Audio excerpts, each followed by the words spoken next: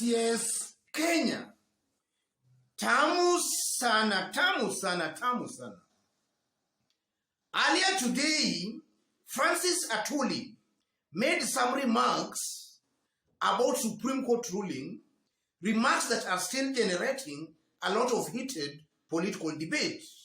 So in this video, I want us to have a look at those remarks by Francis Atwoli, after which, as usual, we'll just dissect them to see exactly what they mean politically. Francis Atwoli. I told Kenyans that the previous judgment on the BBI, both in the High Court and Court of Appeal, were pure politics and not anchored in law. They should now tune in and listen to the judgment by the judges of the Supreme Court.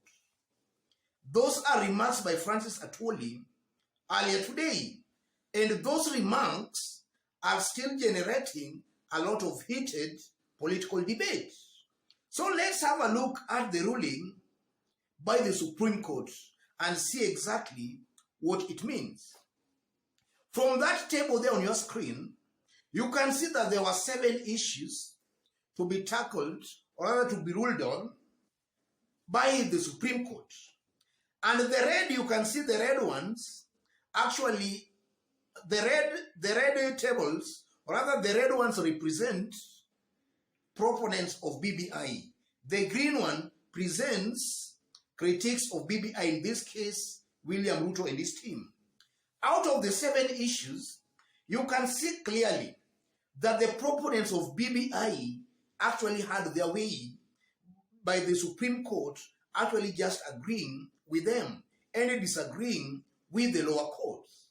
On the basic structure, you can see the Supreme Court disagreed with the lower courts, and then on the president-initiated BBI, Supreme Court actually agrees, majority agrees with the lower courts, and then 70 constituencies unconstitutional. You can see the Supreme Court agrees, all the Supreme Court judges agrees with the lower courts. Then the president doesn't enjoy immunity. You can see all Supreme Court judges disagree with the lower courts, and then there was no public participation. You can see 5 judges disagree with the lower courts. Only 2 judges, Ibrahim and Mwilu, actually agreeing with the lower courts.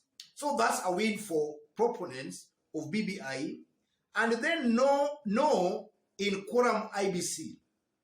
You can see 6 judges disagreeing with lower courts, an indication that only 1 judge agrees with the lower courts. And then bill should be in multiple questions. You can see all judges disagree with lower courts. And this issue was something that William Ruto was also actually campaigning on. William Ruto was actually challenging proponents of BBI to bring the BBI into multiple questions. And actually the Court of Appeal and also the High Court upheld that. But now Supreme Court just disagrees with that. So you can see clearly that from today's ruling, actually proponents of BBI won that case. Out of the 7 issues that were being looked into by the Supreme Court, 5 out of 7 issues, the Supreme Court actually agrees with the proponents of BBI. An indication that largely BBI was very constitutional only for the mere fact that the president himself might have initiated that bill, and also the creation of 70 constituencies. Those are the only 2 things that have rendered this whole thing of BBI unconstitutional. Yes. Yes. What does that mean politically? Because for the better part of today, we have been seeing critics of BBI, William Ruto and his brigade, actually celebrating that they have actually won at the Supreme Court. But from the look of things objectively, William Ruto and his brigade have actually clearly lost there. Out of the 7 issues that were actually being deliberated there, Proponents of BBI, the Supreme Court has agreed with proponents of BBI on 5 issues, only disagreeing with them on 2 issues. And likely if you look at the 2 issues that the Supreme Court actually disagreed with the proponents of BBI, one issue was largely to favor those criticizing BBI, the creation of 70 constituencies. In fact, from where I see it, this ruling is very good for Kenya. And actually a very big blow to residents of maybe Mount Kenya, because they were going to benefit with the creation of 70 constituencies. And as a result of benefiting out of those additional constituencies, most likely funds were going to be pumped there.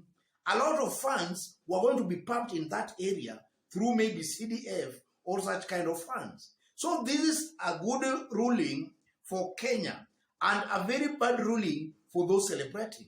It's only that maybe they don't understand what they are actually celebrating. And then also the mere fact that Tanga are celebrating this ruling is an indication they don't understand at all what is happening here. They are just playing empty and blind politics. Because actually, even if the BBI bill was actually to go through, it was seriously going to help William Ruto, because it was creating the office of the official opposition leader, an office with perks. William Ruto, assuming he loses this year's election, he was going to be paid as an opposition leader. And from the look of things, William Ruto most likely is going to lose this year's election. So it's just going to be a man shouting in the bush. But with BBI, BBI was actually assuring William Ruto of an official opposition leader, an office. William Ruto is now missing that. And then with BBI again, as much as William Ruto wants to paint it as if it was benefiting this side of Azimio, in fact, the main issue there was creation of the office of the Prime Minister. And the requirement there was very simple. You must be an elected member of parliament. And currently these top leaders, nobody is going for an MP seat. So in one way or the other, likely all these top principles we are seeing in Azimio, none of them could have even actually qualified for that position unless that bill was to be amended. So from where I sit, this ruling of today is actually a good thing for Kenya. It gives the proponents of BBI an opportunity to now panel beat that document very well. They should actually now panel beat that document very, very well. And if possible, they use the right route. Whether it's popular initiative, actually the Supreme Court has pronounced itself on that. It should not originate from the government side. It should actually originate from the people.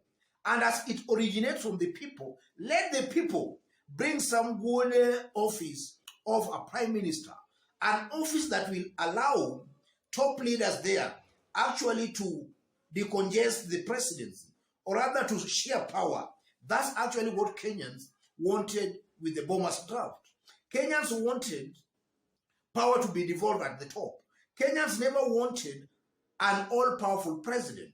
They wanted that power actually to be shared with either with prime minister and maybe deputy prime minister. So this ruling of today is actually a very good ruling for Kenya, but a very big blow to those celebrating the ruling. Only that maybe they are blind, they are not seeing things clearly. Otherwise, ladies and gentlemen, just as I did indicate when I was starting, in case you've bumped here for the very first time, and so far you have not yet subscribed, kindly subscribe, give this video a like. Yes, give it a like, please. And to any other person watching us outside Kenya for the very first time, drop a comment, let us know from which part of the globe you are watching us from. If possible, again, subscribe, give this video a like. Thank you, God bless you, God bless Kenya.